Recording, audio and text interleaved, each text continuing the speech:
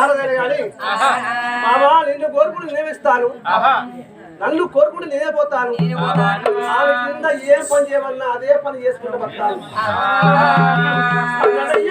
Maharaj Rama